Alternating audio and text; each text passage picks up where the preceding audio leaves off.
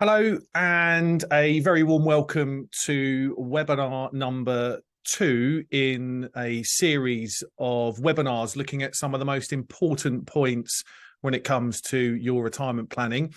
Today's webinar is entitled Don't Leave HMRC a Tip When You Die.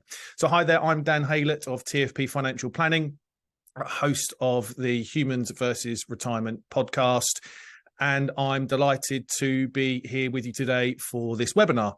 So HMRC is in the news a lot when it comes to inheritance tax and what they've been collecting. So I'm delighted to be here today to talk to you about some of the more important points to understand when it comes to inheritance tax planning, particularly.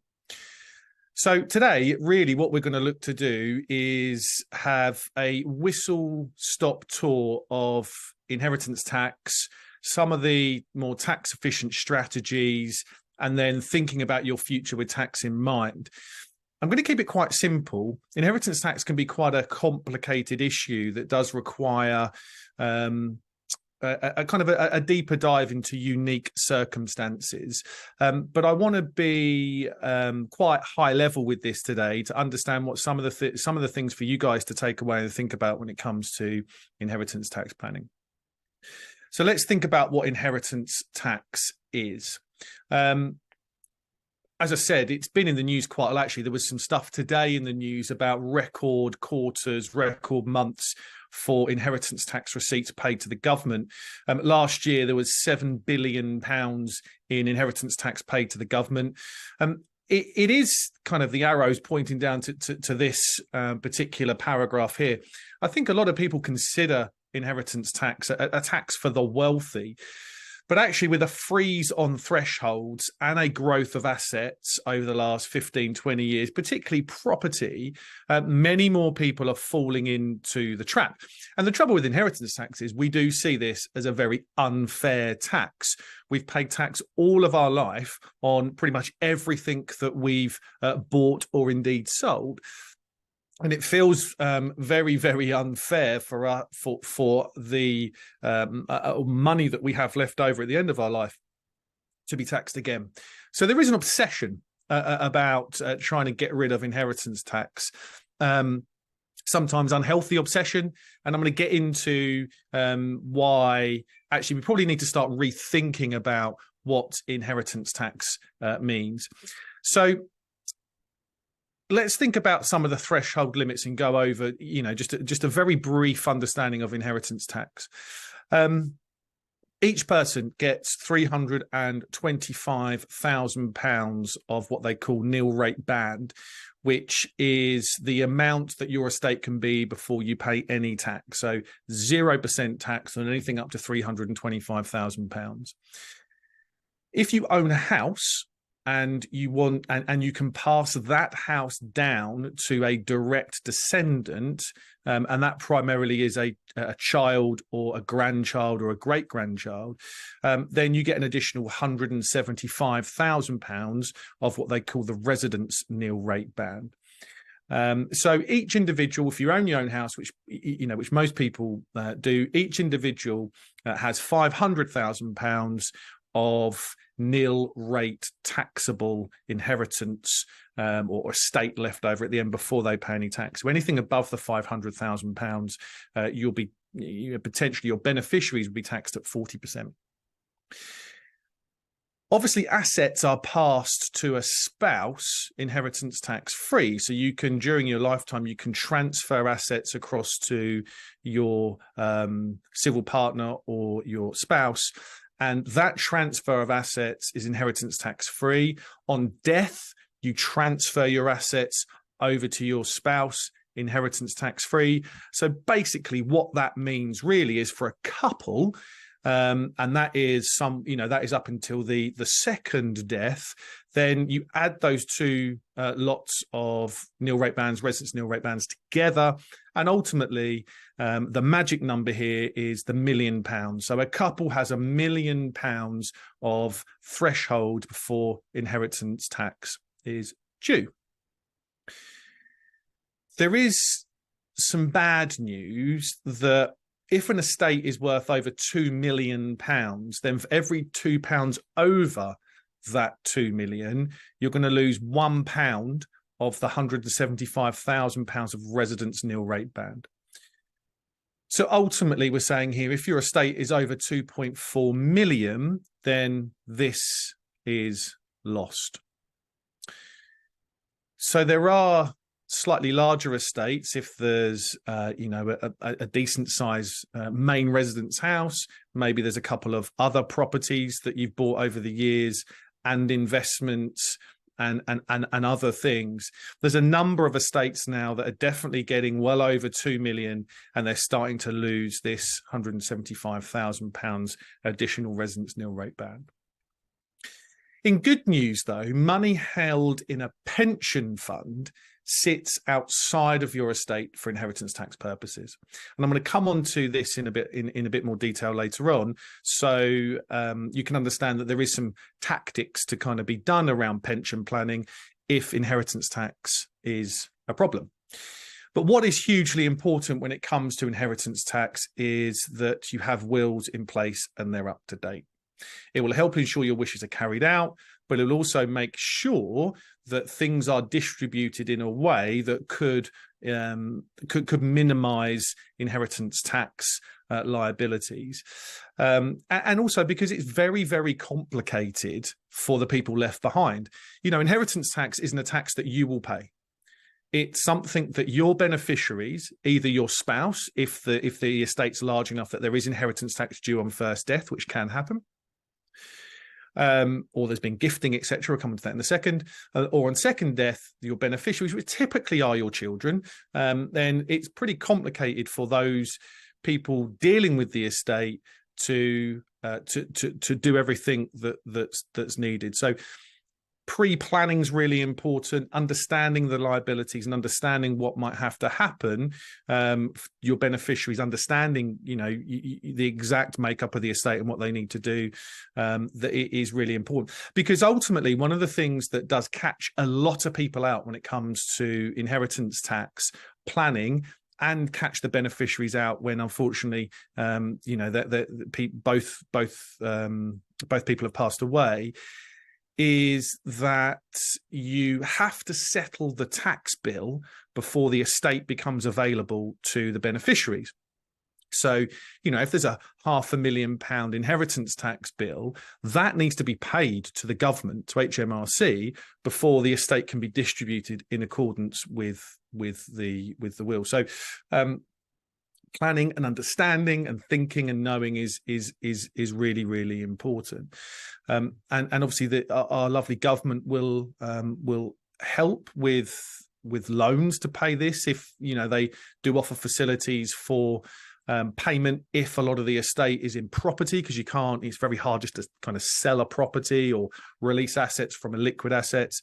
But of course, those loans are very heavy when it comes to interest. So they're very high interest. So thinking about inheritance tax and some of the pitfalls is really important.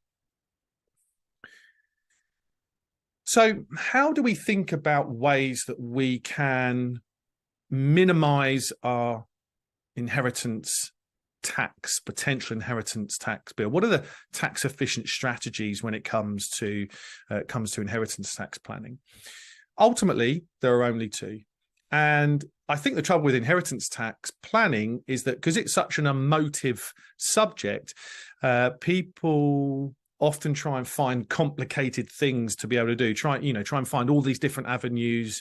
Trust this, trust that, give that. It can get very, very complicated. But ultimately, there are two tax efficient strategies to consider when it comes to planning to minimize your inheritance tax liabilities. Those two are spend it and or give it away. Because ultimately, if you don't spend it or give it away, someone else will do that for you, and it will probably be the government to a large degree. And you probably will have very little control of how that money is then spent, how the assets are then used once you have passed away. So if we think about those two categories, that's it. Spend it or give it away. Let's think about spending. I think we need to focus on inheritance tax from a position of yourself. And I mentioned this in the previous webinar, the research by Rowena Crawford of the Institute for Fiscal Studies is showing that people are far too conservative in retirement when they spend their money. Inheritance tax is often something we focus on in retirement. It's when our asset base is the greatest. It's when we can do some calculations that show immediate or future inheritance tax liabilities, and it's a real focus. But I think if we couple that focus with what's important to us and have a view that it's time to reward ourselves, now we've left work, it's a time of our life when we can think about how we're going to spend our money. Because if we don't spend enough, there's probably going to be assets there that means we'll pay more tax at the end. And ultimately, whatever you will spend will have a big impact on your potential tax bill and what you spend, which comes back to some planning I'll talk about a bit later on. But ultimately, I think we need to feel really comfortable in a couple of zones when it comes to thinking about spending our money. It's time to reward yourself. You want to spend your money on wasting assets. So you want to go on holiday and, treat the children. You want to buy that dream car that you've always thought about, And I think we need to be really comfortable when it comes to spending our money to live in a couple of zones. And it's the red zone. A lot of people think red is bad, but actually red is good. And for fans of Bullseye, my little drawing here, stay out of the blue and be in the red. You can't spend your money when you're old and dead. If we accumulate our assets to a point where we have not got the ability to spend it, or we get on to giving in a second, or have enough time to give it away in a meaningful way and have time on our side to live the appropriate amount of time before it falls out of the estate. So we need to be really comfortable living in a space of you may run out of money. We also need to be really comfortable in spending down our net worth. If we spend down our net worth, we have a retirement of memories and experiences. If we don't, we have a retirement of missed opportunities and regret, and probably a decent tax bill at the end. I think it's very hard to think about how we spend our money, but we shouldn't leave it too late.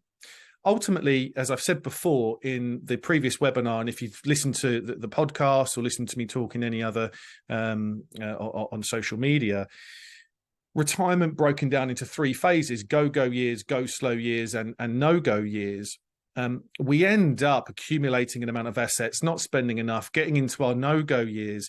And most importantly, there's huge amounts of lost experiences and memories sitting in here. But this is where taxation becomes almost unavoidable.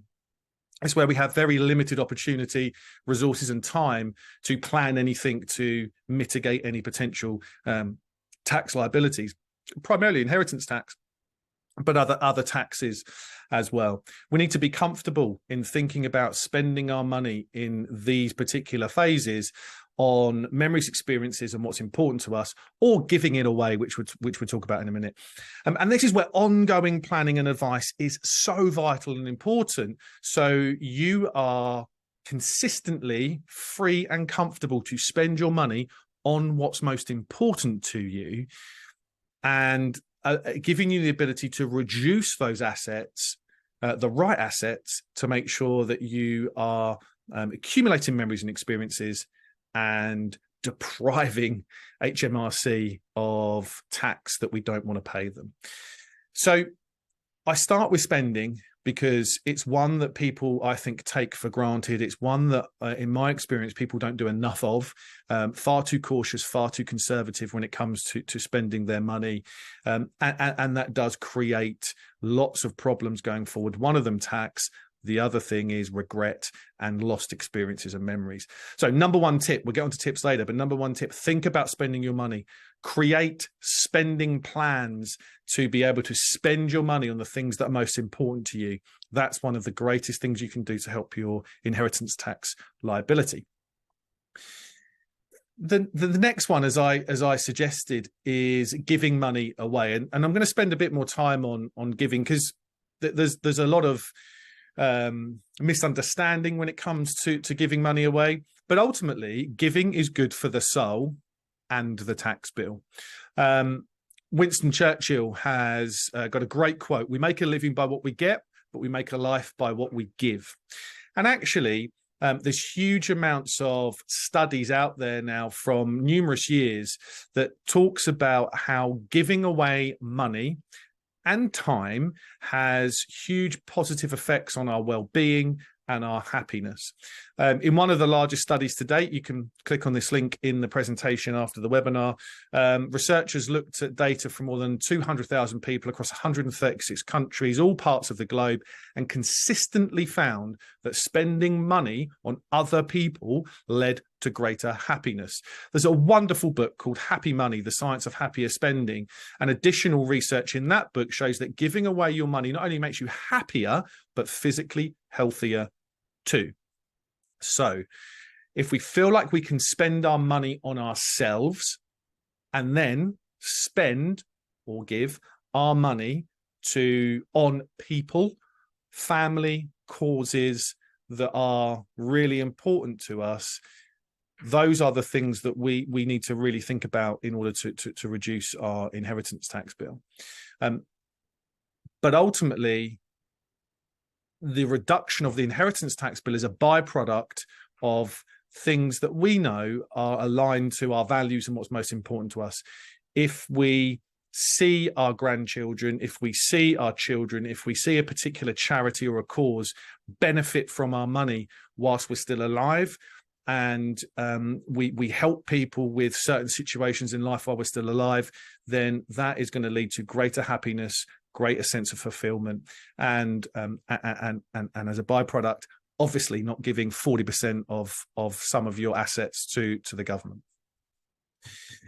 So let's look at giving in a bit more detail. I won't go into too much depth about this, but just as an overview around gifting allowances, you can give as much as you like between spouses or civil partners. Okay, a particular thing to think about when it comes to this is that if one particular partner is overloaded with assets, it might make sense to give some to the other partner, not only for inheritance tax purposes but other tax purposes. So you can kind of give them across.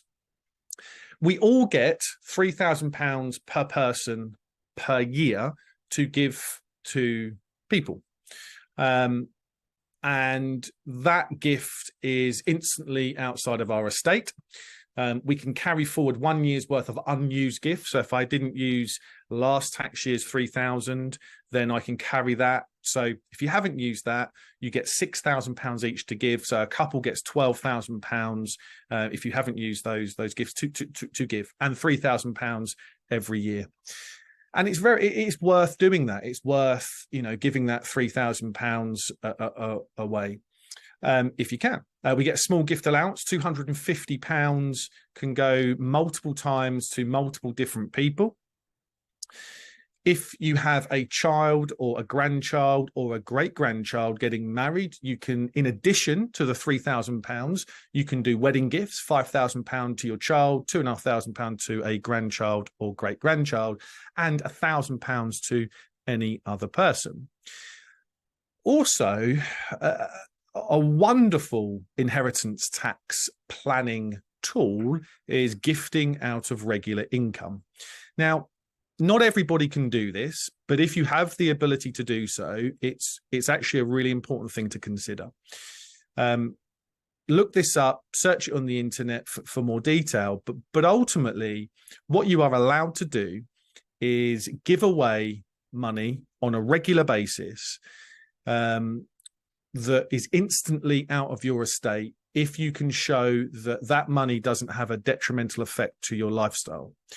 So if you have regular income coming in from a state pension, investment income, a defined benefit pension, final salary pension, and your the money coming in is more than you need to live, then instead of accumulating the surplus money to add to the estate, you can give that money away straight away on a regular basis. There are lots of nuances to the rules around this, but ultimately you can think about monthly gifts to family, friends, children, charities, etc., if you have a surplus income coming in. There's great resource on the government website. It's Form IHT 403, and it kind of maps out the gifting from regular income.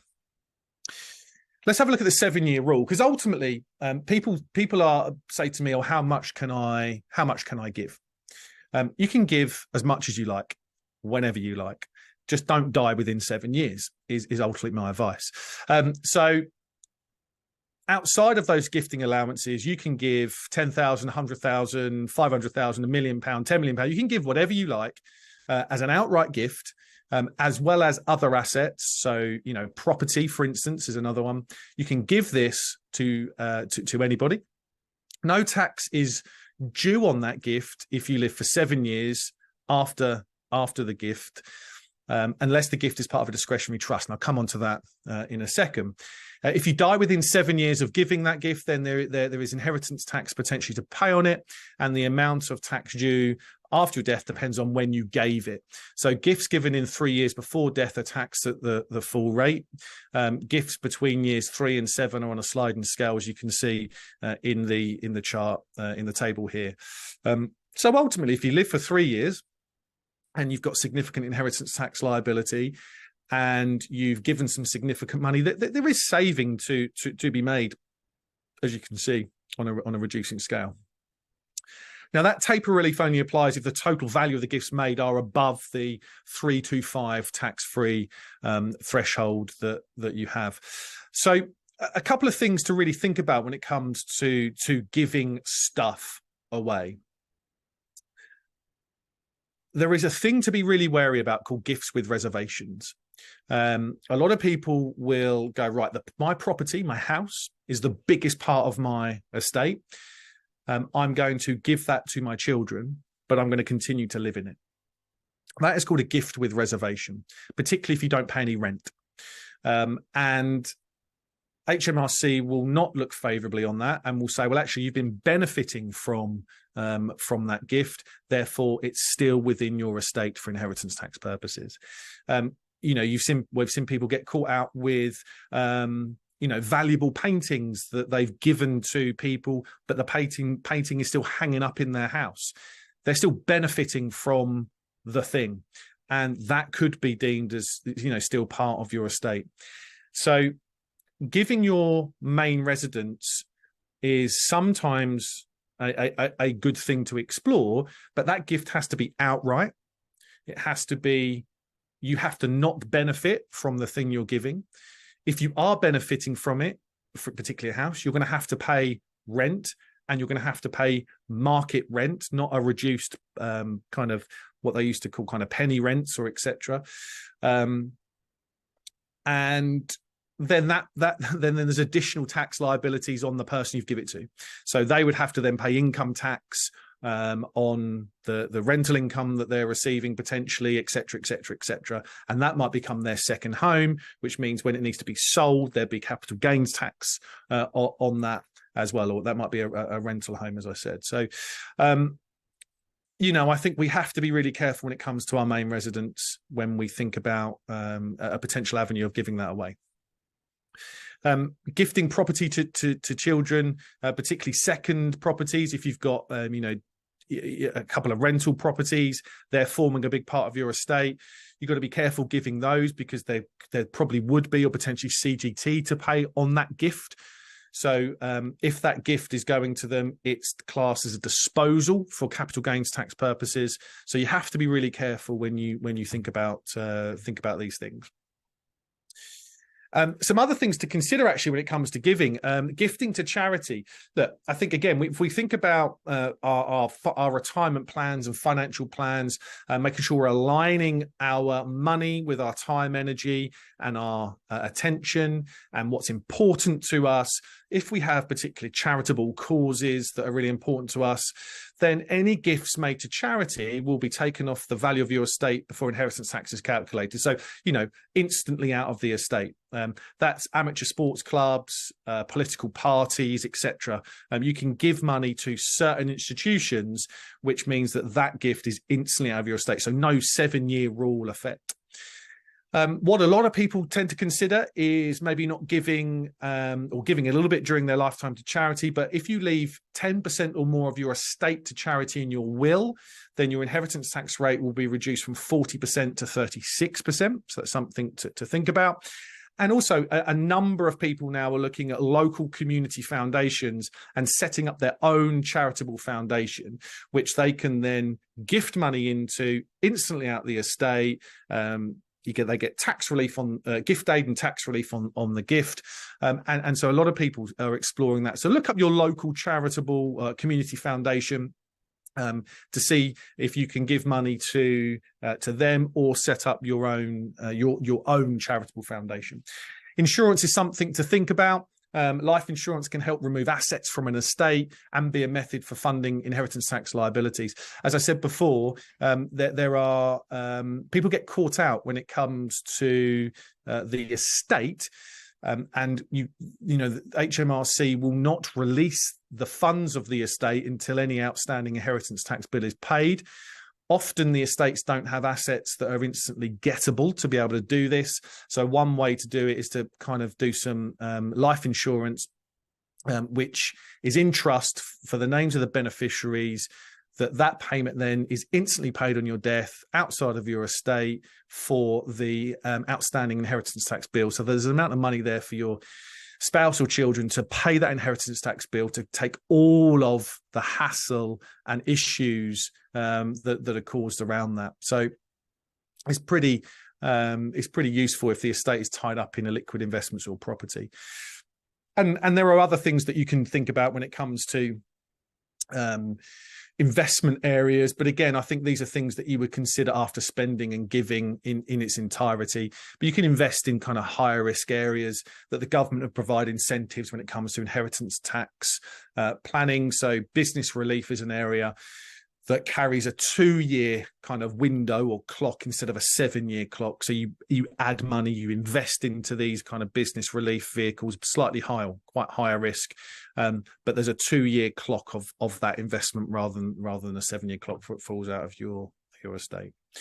And look, trusts, if you must, here are things to consider. And again, I think the default option for a lot of people when it comes to inheritance tax planning is a trust. They are often misunderstood, much more complicated and done wrong, which causes more issues than others. I do think that spending your money and giving it away is the best things that you can do. And if there are trusts involved after doing that, then you can think about it.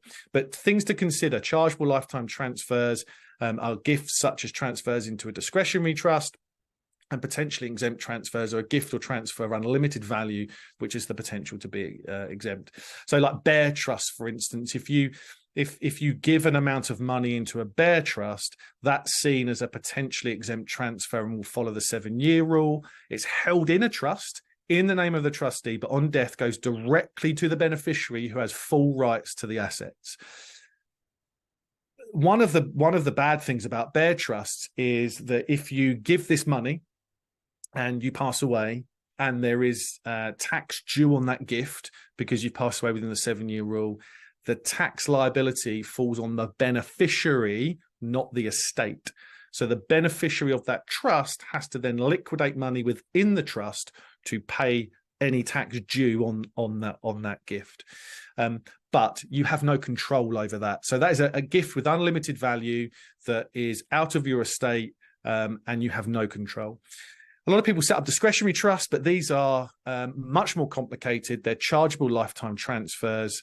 Tax will be due immediately if a transfer is more than the £325,000 limit. That tax charge, immediate tax charge, is 20% of the gift if paid by the trustees, or 25% if paid by you, the person that's giving the gift. But there are annual accounts and tax returns to be completed. There are 10-year anniversary tax charges. It's held in the name of the trustees, and they have total flexibility and control of how to best use those assets. So a lot of people, think that actually that's a great way to give money, because the beneficiary, I don't want them to have full control. But that comes with a lot of other complicated, if you want that particular discretionary trust. The responsibility to pay any tax typically falls on the trust and is the responsibility of the trustees. And depending on the nature of the trust, there could also be income and capital gains tax liabilities. Seek professional advice and assistance on this stuff. I think the default option is almost always trust. My default option would be to spend it and give it away, particularly in a kind of potentially exempt transfer way. You don't need to set up a trust to give money. You can give outright gifts to people. So just spend a couple of minutes on planning for your future, and it won't take long, because my biggest takeaway from working with retirees over a number of years and speaking to a number of people on this is that leaving legacy is a bit of a fool's game. I think deep down, we don't always kind of, I think we'd rather not leave a legacy and see our money do good during our lifetime. I don't think we should let the tax tail wag the dog. I think we should plan our future and our life, our spending, our giving that's aligned with what we want to do, which so happens to help reduce our tax liability, our inheritance tax liability. Do you really want to leave money on the table? Do you really want to leave money when you're gone for an unknown thing? You can unintentionally reduce your inheritance tax bill by planning an abundant and aspirational retirement. So here's my top 5 tips for inheritance tax planning. And they're probably not what you thought they'd be. Remember, life is not a rehearsal. We get one shot at it. Spend your money on memories and experiences while time and health is on your side, and before you can't. Give your money away with a warm heart, not a cold hand. See the benefit of your gift. Don't wait until you're not here. If you can give your money away and see the people benefit from it, family, friends, charities, other causes, give your money away with a warm heart. Try and intentionally run out of money and be uncomfortable in a position where you feel like you are going to die with zero. That's a great book, by the way. You should order that. And because if you don't have it, it can't be taxed. And lastly, look, focusing on spending money on memories and experiences can help get rid of inheritance tax liabilities. That's my biggest tip when it comes to inheritance tax planning. I've got free resources. So there's a 7-step retirement toolkit. You can take a picture of the QR code. My podcast, Humans versus Retirement, and the website Humans versus Retirement, which has sketches that you've seen a few examples today, and blogs on there as well. If you do want to book a call with me to talk about your retirement planning, then please do click that QR code. It takes you straight through to my calendar. And thank you very much for having for being with us today. That's been really good to share this with you. So until the next webinar, take care.